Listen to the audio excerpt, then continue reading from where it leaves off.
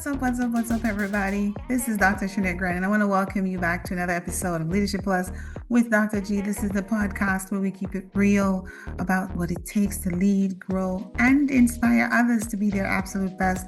And I'm so delighted that I get to be your host, right? You have chosen and taken the time out of your day to join me every week or every month on this podcast, and I'm so appreciative of that. So what I want you to do, if you haven't done so, please go over to YouTube and please subscribe, and more importantly, I want you to share this podcast with somebody. There's somebody you know in your circle that could benefit from this information, and I want to make sure it gets to them as well, right? So again, thank you so much for joining me. I really appreciate it, and let's just dig in for the next couple of minutes or so. So today I decided I wanted to talk to you guys about a topic that's actually a slogan, a well-known slogan, so you'll hear about it in a minute. But it is one that I think is often misunderstood or really just not understood. I don't think people really take the time to really process the power behind these three words that I'm about to share with you. Da, da, da. Just do it. Just do it. Let me go ahead and make my disclaimer. No, ladies and gentlemen, this is not a Nike commercial. Personally, I have probably owned maybe 2 Nikes in my whole life in terms of slippers, actually, not even sneakers. I don't even remember if I have a Nike sneakers in my closet, right? Maybe when Nike starts making sneakers with real heels, then maybe I'm going to be on the Nike bandwagon. But I will tell you this, I am on the Nike bandwagon of their slogan. And anybody who knows me knows that I repeat that slogan all the time. Just do it. In fact, the reason I decided to do this particular episode is because people often come to me, and one of the first things they always ask is, how do you do it? Like, how do you do it? Especially if you know my personal and my professional story. If you know me personally and know my stories, people always want to know. And a lot of times, bless your hearts, thank you all. It humbles me when people are inspired by the work I do. It really just warms my heart in that sense. And I'm learning how to really embrace and appreciate when somebody says to me, you are really an inspiration, but how do you do it? Always follows. So it comes that way. The other way it comes to me often is that I will be talking to, for example, a client or potential client, or I'll be talking to somebody in their workspace, or even just a random person I meet just as a chance encounter somewhere, right? And we might end up starting to talk about a conversation that has to do with perhaps a business plan or something that they're planning, something they want to do, something that in a lot of cases might have been sitting on a shelf for 20 years or 10 years because they just have not amassed enough courage to just do what it is that they know in some cases they're supposed to be doing, called to do, purposed to do, but they have chosen not to because of a number of reasons, right? And more often than not, that conversation ends with me giving them that particular advice. Just do it. Just do it. Just do it. A lot of times when people don't do the things that they should be doing, it's not because of lack of information. It's not because they don't know what it is that they're supposed to be doing. It is not because they don't know how to do what it is that they have purpose to do. It's just because they are afraid to make that initial move. They're afraid because of failure, a fear of failure. They're afraid because they cannot predict the outcomes. The uncertainty cripples them. A number of different reasons that people often sometimes pause and get stuck in that mode where they just don't do it. So the interesting thing about this particular slogan and these 3 words, right? When I thought about doing this, I said, let me go ahead, the good old my almighty Google and ChatGPT, right? I went to go find out where did this slogan, how did Nike come up with this slogan, right? And it turned out that in 1988, a gentleman who, let me make sure I get this right. His name is Dan Wieden, Wieden, who's a co-founder of an agency that's called Wieden and Kennedy, are the ones who came up with this particular slogan for Nike, right? So this amazing slogan, this iconic slogan that we all know now to be the Nike slogan, came about in 1988 by Dan Wieden. But here's where it got interesting. This slogan was inspired by a statement that was made by another man, okay? His name was Gary Gilmore. Gary Gilmore is a criminal, okay? Gary Gilmore was executed in Utah in 1977, and it was reported that his final words were, "Let's do it. Let's do it." He was executed for murder. Let's do it. In Gary Gilmore's words, it meant finality, finito. When Dan Wieden decided to do the spinoff from Nike about the "let's do it" statement to "just do it," do you automatically see what he did? He took something that was intended to be negative, grave, over, just done, finality. And he immediately, by saying "just do it," flipped that into a word, into a slogan, a phrase that represents possibilities, hope, outcomes. That plan you've been sitting on for 2 decades, just do it. Those thoughts you had and you know how to do, just do it. Just do it. Again, this is not a Nike commercial. I'm the Nike girl, but only by way of that slogan. I get asked all the time. How do you do it? That's one way that comes my way. And again, like I said, the second way is I'm talking to clients. I'm talking to people with amazing ideas, amazing plans, and they're stuck in their own head. Over planning, overthinking, over analyzing. You've heard of the phrase analysis by paralysis? Yes, I know people who do that. Analysis by paralysis. They get stuck. And the lie that they tell themselves is that they're not confident enough. The lies that you tell yourself is that you're not qualified enough. The lie that you tell yourself is that I need to be more sure of this before I take action. That is a lie from the pit of hell.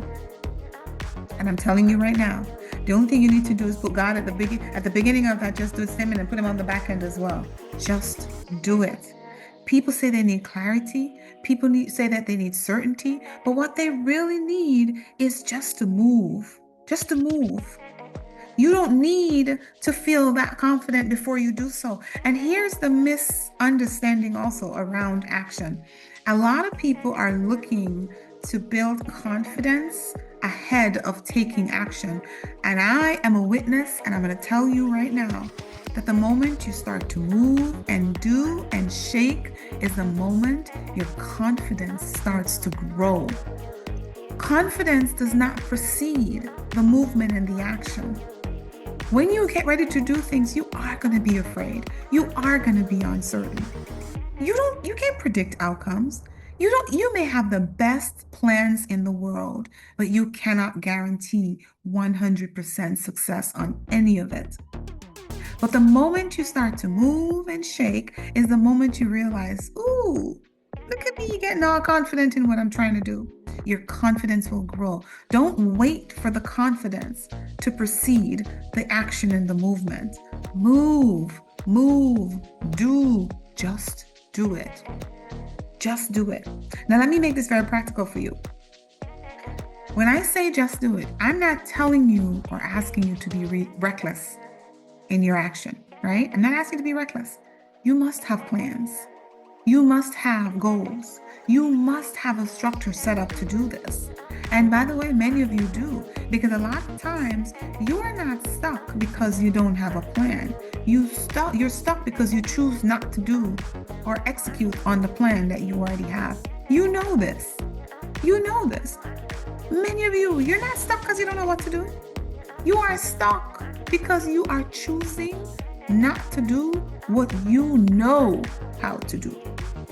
That's where many of you are stuck. And that is really the sad part. So this is why I'm saying this is not a reckless conversation about just doing, just do, no plan, no. You have the infrastructure. You've taken the time. You've had the opportunity. You've had the resources, but you are so afraid. You're afraid of failing. You're afraid that you can't guarantee what's going to happen. And for that reason, you stay stuck. You stay stuck. Here's the thing. I need you to move. And when you decide to move, there are a couple of things. There are three things I want to share with you that I need you to really focus on. One, I need you to own the decision. Decision ownership is a thing. It's a thing. There's no shared accountability when you make that decision to move. Whether for you in your own personal business, a decision that you know is the right one to make, but you want to kind of lean back on this crutch where you feel like if I can distribute the responsibility for this decision, then somehow you feel like you're carrying a lighter load. Well, guess what? I want you to own that decision. Own the decision.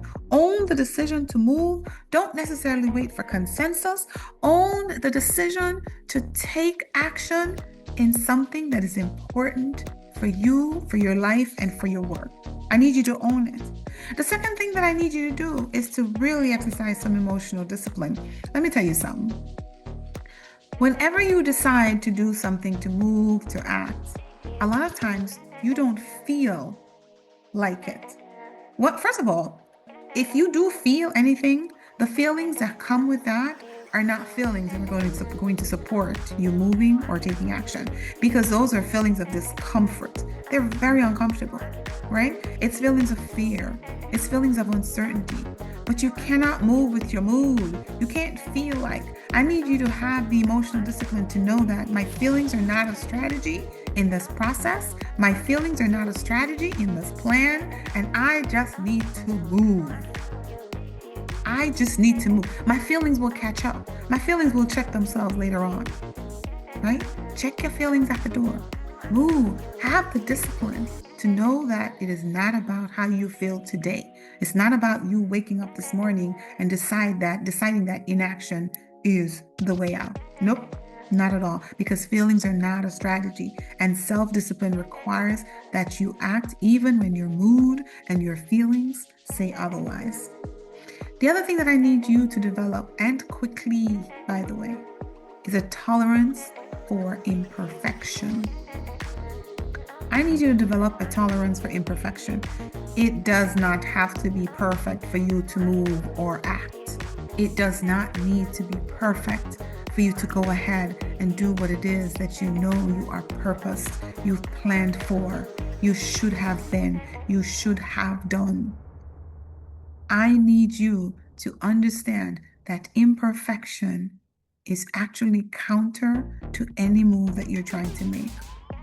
Nothing is ever 100% perfect. In a perfect world, yes, it would be. But unfortunately, we don't live in a perfect world. Look around you. Look in your own life, right? So the moment you get stuck because you are waiting for perfection is the moment you start to overthink. It's the moment you start to delay. It's the moment you start to overplan. It's the moment you start to plan. You know how you work in some organizations and there are 10 meetings on the calendar, and each of these meetings are the meetings, the plan for the meeting, right? And all you're doing is wasting time and precious resources, wasting energy, wasting time. I need you to step out of that mode, and I need you to go. That business that you wanted to start, go start it. That room you wanted to step in, but you didn't have the confidence or don't have the confidence to do so. Step in that room and watch when you walk out how your confidence have grown even in that one encounter. That job you're going to apply for, that thing, that life change you wanted to make for yourself, that you've been sitting on and pondering and processing and overthinking and being afraid. I need you today to take action, and I need you to move. Just do it.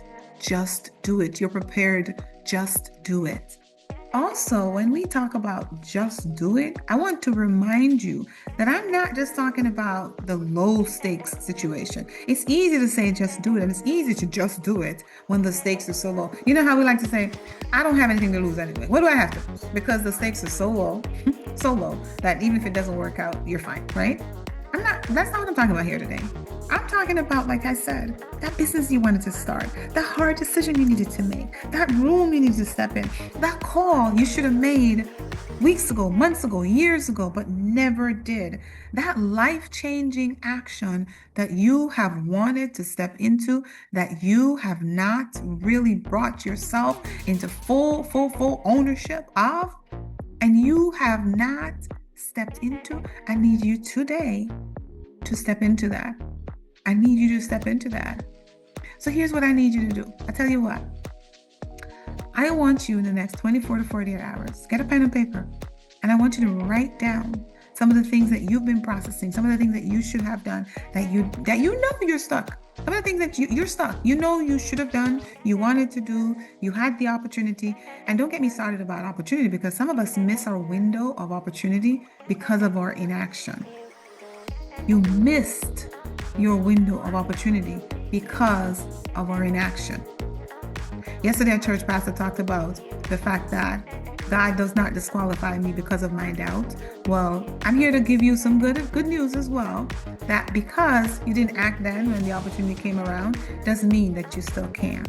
And the opportunity might come back around again. So I want you to be in a posture of readiness, ready to move, ready to act when that opportunity and when that window opens again. Some of you may have to go open your own windows. Some of you may have to go create your own opportunities. But I will tell you this, inaction is not an option. Inaction is not an option. And it is more costly to do nothing in most cases than to act. You know this. I know you know this. You absolutely know this. I'm not telling you anything you don't know. And I'm not telling you anything you haven't heard before. But today I'm here to remind you. And again, I decided to, this is one of those plus episodes. And I decided to do this because it comes up all the time for me in my work, in my personal, all the time. People who are crippled by inaction. And because, like I said, I'm the just do it girl. You know, if you know me, you know I'm the just do it girl. I'm the just do it girl. And by the way, I'm not saying you have to have the same level of tolerance for risk or failure that I do, but it's something you should cultivate, right? Fear of failure is a real thing, real thing. And many of us have fallen, including myself, flat on my face sometimes when I decide to do things that are just risky, very risky and risky, right? Many of us fallen flat on our faces. But guess what? I often say to people, it's not that you won't fail, it's your handling of the failure that really dictates your outcomes. It is how you pick yourself back up and how you move forward.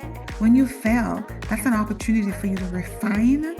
And by the way, not always abandon. You got to know when to abandon, but not always abandon a good idea in the first place. Sometimes all it needs is refinement, but you have to have the courage, you have to have the stick-to-itiveness to stay with it and know that I am going to try this again, but this time here are the tweaks and the edits that I'm going to make to ensure that the outcomes are different, right?